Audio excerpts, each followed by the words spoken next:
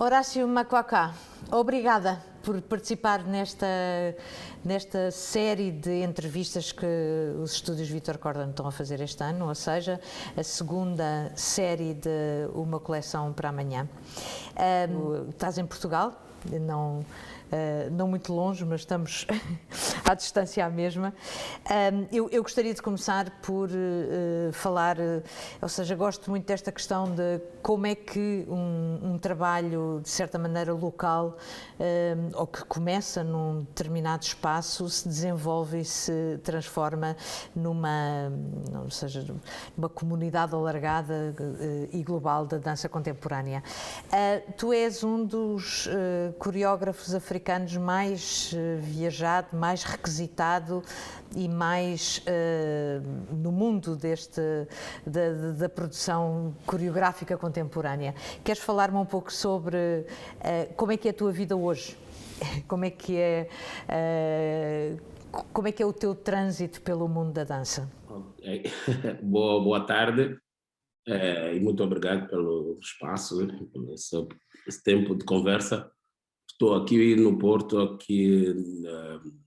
num programa que chama-se Oficina Zero, que é um programa anual de ensino para bailarinos jovens. E eu sempre venho aqui por duas vezes por ano, a primeira semana para um workshop e a segunda semana para a criação, porque faço também essas criações para escolas e para a nova geração. A minha vida hoje está esta coisa de viajar, partilhar um pouco o que é essa minha experiência. Ultimamente tenho tido muitos convites. Foi uma coisa que foi se criando com muita, sem eu realmente pensar em que tinha que fazer tantas, encontraria tantas ofertas ou tantos convites para partilhar o que é a minha dança, mas também porque eu, além de ser coreógrafo, eu ensino, trabalho muito com improvisação e eu partilho um pouco isso e também as minhas danças tradicionais de Moçambique. E moro aqui já faz 15 anos na Espanha. Isso fez com que eu criasse esse espaço pouco a pouco e entre criar peças pessoais ou peças com projetos pessoais, também faço projetos para as escolas, universidades chamam-me para criar as peças para as escolas e também para ensinar ou partilhar um pouco o que são as minhas práticas, que eu trabalho muito com improvisação, então tenho tido esses convites entre partilhar o que que são as minhas práticas e também faço as minhas coreografias fora as escolas ou os espaços ou as companhias que me convidam para essas colaborações. Trabalhas com essas crianças, há qualquer coisa, sei lá... Bom, crianças, não são crianças... Sim, com jovens. É assim uma espécie de testemunho, não é? Ou seja, há um momento a partir do qual se quer fazer uma coisa. Como é que foi o momento em que tu quiseste fazer dança? Quiseste ser inicialmente bailarino, depois coreógrafo, professor, tudo pertence ao mesmo, não? Sim, eu às vezes digo que eu não escolhi a dança me escolheu a mim, porque também tem esta coisa em Moçambique, todo mundo dança e desde pequeno eu tive esses ritmos, escutei muitos ritmos, muitos cantos e essa dança constante em todo lado. Até hoje tu vais para Moçambique num transporte público há música e aqui na Europa, por exemplo, eu não vejo isso, as músicas do tempo dessa época sempre se ouve nos transportes públicos, em todo lugar, e é sempre esse movimento, essa coisa de ritmo muito forte que sempre transportei desde criança, desde que nasci, e assim fui um dia apareci só para ver um amigo que é o Panebra Gabriel, que é um dos coreógrafos que comecei na época com ele a fazer esta coisa da dança, porque antes fazíamos dança de rua e depois comecei com ele porque ele fazia uma coisa na Casa Velha que chamava-se danças modernas. Fui lá para assistir, e havia falta de homens no palco, e o coreógrafo, eu era a única pessoa sentada no outro lado da esquina, na plateia. Ele chamou-me: podes vir aqui só segurar a menina aqui só por um segundo? E ali fiquei. E, assim foi, e aí comecei a pensar um pouco mais na formação, e ir formar-me um pouco mais, e aí fui para a escola, na altura, de danças tradicionais na Casa da Cultura, para poder formar-me um pouco mais. Havia sempre uma vontade de dançar, eu já dançava em todos os lados, mas queria um pouco estudar isto, e desde aí segui com as formações, e assim fui seguindo a minha história. Houve algum momento em que, de certa maneira, tu tenhas sentido que passavas de uma dança tradicional moçambicana para um universo mais alargado, com outras linguagens? Já houve colegas teus com quem eu falei que me falaram: isto é muito ocidental, ou seja, que a dança contemporânea tem outros elementos. Sim, tive essa transição também, porque eu era um pouco inquieto. Por isso que eu acho que acabei neste lugar de dança espontânea, de trabalhar mais com espontaneidade, porque era uma pessoa muito inquieta, e as danças tradicionais chegaram um tempo para mim que eram repetitivas. Eu morava um pouco fora da cidade, minha mãe é que me dava o dinheiro para o transporte, era um pouco complicado na altura, e decidi ficar na música também, um pouco. Afastei-me por um tempo da dança, e eu mesmo para Neiva me disse que havia um workshop de dança contemporânea, e era de improvisação, e que ele achava que eu gostava disso, dessa coisa de espontânea. Então eu decidi ir aí assim só por curiosidade. Depois de um tempo, acho que parei um ano sem dançar, cheguei lá, e o Frans Polstra, que é um holandês, estava a orientar o workshop. Foi uma coisa incrível, porque aí eu comecei a pensar um pouco mais diferente sobre esse espaço da dança. Comecei a ter essa curiosidade de já só pôr uma música, entrar no espaço e dançar, não ter que pensar muito nas formas.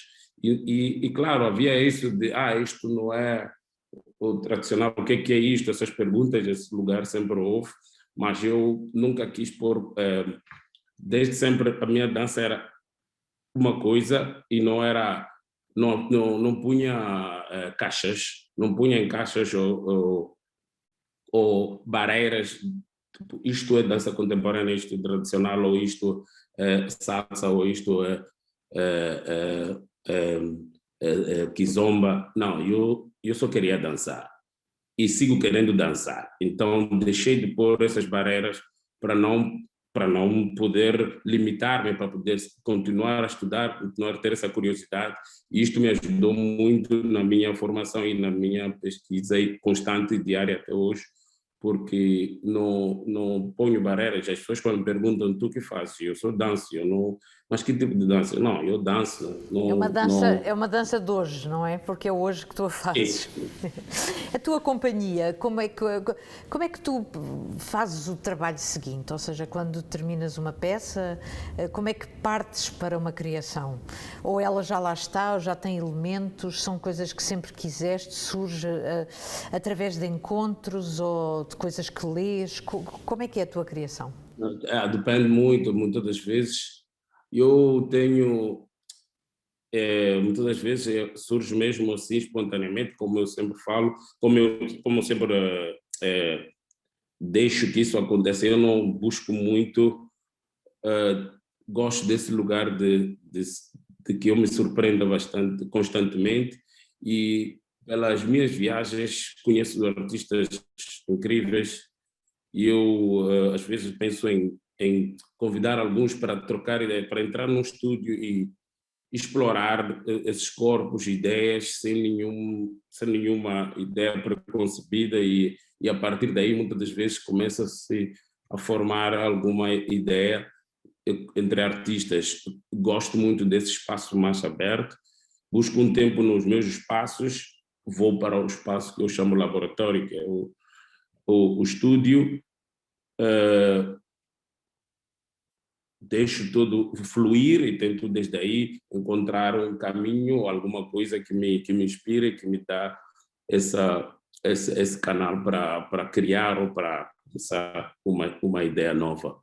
Às vezes, sim, às vezes penso numa ideia, ou às vezes leio coisas e me inspiram, mas eu tenho esse lugar que a inspiração vem muito dos seres humanos, eu observo muito a eles, aprendo muito observando a eles, são incríveis os seres humanos, que têm bastante, e essa sempre foi a minha escola, então constantemente entro nesses lugares, convido pessoas, entramos no estúdio e a partir daí sempre encontro inspirações e coisas maravilhosas. O teu lugar hoje em dia como intérprete ou como coreógrafo, fazes as duas coisas? Sim, Ou sim, fui seja, fazendo as duas coisas. não só fazes as duas coisas, que na verdade, de certa maneira, algures será a mesma coisa, não é? O teu corpo. Tiveste encontros particularmente intensos, como por exemplo com o David Zambrano. O David é como é meu mentor, que nos conhecemos faz mais ou menos 17, 18 anos em Maputo, e David convidou-me para trabalhar com ele e para estudar um pouco com ele até as técnicas que ele desenvolveu, que é Flying Low e Passing Through, e estive lá com ele durante esses todos os anos a estudar e a aprender com ele. Vim a viver aqui para a Europa porque comecei a trabalhar com David, e essa foi uma das pessoas que me ajudou bastante em conectar-me aqui uh, com, com as redes da dança, com conhecer pessoas, e a partir desse lugar comecei a trabalhar com vários coreógrafos e a ter espaços para partilhar também o que eram as inquietudes, são as minhas práticas os meus pensamentos. E ele me criou, ele me mostrou esse espaço, apresentou-me várias pessoas porque eu não conhecia. É uma pessoa que tenho uma gratidão muito forte, porque me deu uma boa oportunidade, que eu acho que essa foi o espaço que aproveitei bastante e criei esse meu espaço hoje, e lhe agradeço bastante por ter confiado em mim nessa época. Haviam tantos outros aí em Moçambique, e ele viu algo em mim que ele sempre disse, eu sempre vi que tu tinhas algumas coisas aí e eu achava que era interessante. E tu alguma vez percebeste o que é que eram essas coisas? Ou por modéstia agora não dizes, não reconheces? Não sei, não sei exatamente, eu não sei, eu acho que são várias coisas. Socialmente, eu sou uma pessoa muito também, não só pela dança, porque eu acho que é tudo um conjunto de coisas, e ele, acho que o mais importante, eu acho que ele viu a paixão que eu tenho com isto. Ele viu isso é que eu acho que ele, hoje até continuamos a falar, e ele sente essa paixão que nunca se foi, que sigue aí. É uma coisa que não era de um momento, era uma coisa que ele via que eu tinha uma paixão com isto, e ele acreditou que eu queria fazer alguma coisa com isto, eu queria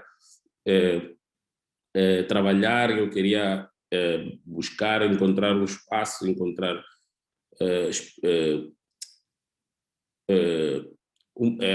ter esta vida de artista. Estava aí em algum lugar comigo, não sei, acho que alguma coisa por aí. Eu acho que essa paixão é a única coisa que me guia até hoje, porque se não fosse por isso eu não estaria fazendo isto. Acho que Algures, Horácio, algures, quando ainda estavas em Maputo, tu sentiste que havia um movimento, ou seja, falaste do Panaíba, havia uma série de outras pessoas a trabalharem e a criarem, a fazerem ou seja, uma espécie de uma geração que de repente pode fazer coisas que não existiam antes? Sim, eu sou dessa geração, os primeiros a fazerem, a experimentarem com coisas que se chamavam, que se chamava na altura também danças tradicionais, contemporâneas. Havia também o Augusto Covillas, que é um coreógrafo que depois foi assassinado na altura, e ele também tinha este espaço que era da Companhia Nacional. Ele começou também esse movimento nessa altura. Nós, que era o grupo de Panaíba, eu e mais alguns colegas, e basicamente não havia tanta coisa nessa época. Hoje há muitos mais independentes, e porque nós sempre, uma das coisas que, voltando ao David, ele disse para mim, ele disse, olha, eu não posso levar todos para trabalhar ou para dar para oferecer essas formações na Europa, posso levar a ti e mais um outro colega meu, o Edivaldo Ernesto, para fazerem isto, mas por favor, sempre que tiverem a oportunidade de partilhar isto, porque sei que o maior problema que existe em Moçambique é a formação em dança, que não há tanto coisa assim, e eu sempre que tenho a oportunidade de voltar para Moçambique, alugo um estúdio com dinheiro pessoal, tento partilhar o máximo que posso, porque essa foi uma das coisas que o David sempre falou, e levo anos fazendo isto, criando essa nova, sempre partilhando para as pessoas que não têm muitas oportunidades de estudar ou sair do país para poder formar-se um pouco mais, e essa forma vi crescer muitos bailarinos e novos artistas agora que fazem coisas fantásticas, e hoje em dia é muito mais, é um movimento super diferente, com muita criatividade e encontrando seus espaços também pelo mundo. Isso é interessante, e eu acho que a parte boa dessa é que a coisa não morreu por aí, foi crescendo. E Moçambique hoje tem muitos artistas muito interessantes na dança. Há a plataforma Kinani, que é importante para lá de Moçambique, é importante em Moçambique e para o sul da África e para enfim, para a circulação da dança contemporânea em geral. Esses encontros foram certamente importantes para ti também. Como é que tu, quando vais a Maputo hoje, em que lugar é que tu podes pôr Maputo? Isso tu dizes, existem muito mais artistas, segundas, terceiras gerações. Quando viajas, Maputo está em que lugar? Está em África? Está na dança contemporânea? Como é que tu classificarias aquilo que é hoje, não é? Maputo está em África sempre e nunca vai sair disto, mas é um Maputo com uma visão muito mais além fronteiras, vai muito mais, e as pessoas têm esta abertura, as coisas estão a crescer, a plataforma trouxe muito mais intercâmbios, a plataforma Kinan deu esse lugar, abriu um pouco mais os espaços, mas artistas aderem um pouco a esta coisa da dança contemporânea, e porque vê coisas que acontecem, e a plataforma abriu um espaço enorme para os locais, para artistas locais, ajuda bastante a eles. Eu participo várias vezes da plataforma de formas diferentes, como apresentando peças ou colaborando de outras formas para que o país cresça. O país agora tem bastante artista aqui de dança que tem feito várias colaborações pelo mundo por causa da plataforma, e também por essa abertura que o Maputo não se ficou nessa borbulha de África, mas abriu-se para o mundo por curiosidade, porque os artistas querem crescer e aprender e colaborar e poder trazer estas coisas para o país. Tu achas que a evolução, obviamente, não foi só em quantidade, teve a ver com os encontros de várias artes também, que é uma das grandes características da dança contemporânea.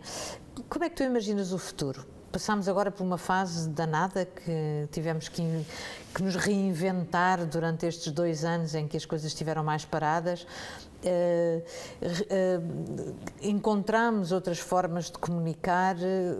Como é que tu... A dança é completamente cosmopolita e universal, pode ter palavra, não tem palavra, tem tudo, não tem nada. Como é que tu imaginas a evolução? O que é que te surpreende hoje, como te surpreendeu noutras alturas antes?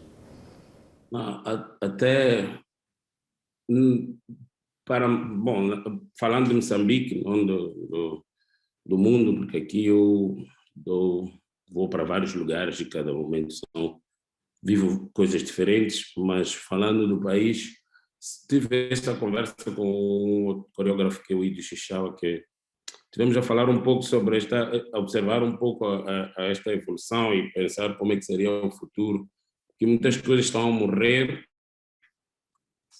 não sei se é pela pandemia, mas muito antes também, porque houveram épocas que, por exemplo, já não podíamos fazer peças de grupos, porque para torneios era complicado, e começou-se a gerar-se uma coisa de solos, porque era a única coisa que vendia-se, e eu pensava, estamos já, porque os festivais te obrigavam a fazer coisas de números reduzidos, então eu pensava, se é assim como tenho que fazer a minha arte, então que os festivais te pedem para diminuir as cores que vais pintar no seu quadro é um pouco complicado.